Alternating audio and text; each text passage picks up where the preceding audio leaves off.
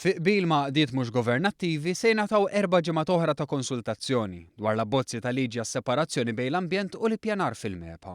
Separazzjoni li parti mill-manifest elettorali li l-Partit Laburista preżenta qabel l-aħħar elezzjoni ġenerali u li l-erba' mistennija jibda t-tieni qari tal-abbozzi dwar dan fil-Parlament.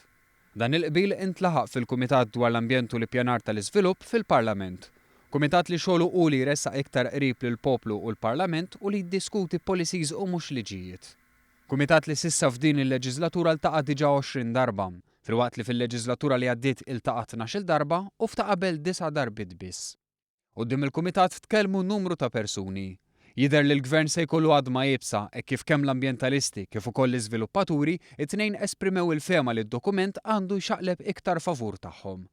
Dwar dan il-proċess, is-sena li għaddiet kienet saret konsultazzjoni u diversi proposti ġew inklużi fl-abbozzi ta' liġijiet preżentati.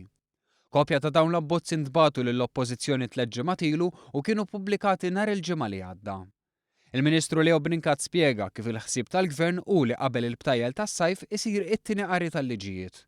Wara kif spjega chairperson tal-Kumitat Godfrey Farrugia, l-abbozzi jgħaddu għall-iskrutinju tal-Kumitat tal-Abbozzi fejn ikunu analizzati l-artikli wieħed wieħed. Min-naħa tagħha l-Oppożizzjoni insistiet li d-diskussjoni fil-Parlament tkun posposta sa wara l-konsultazzjoni u b'hekk effettivament jittardja l-proċess li fiehu maħsub li jidħlu fis-seħħ il-liġijiet.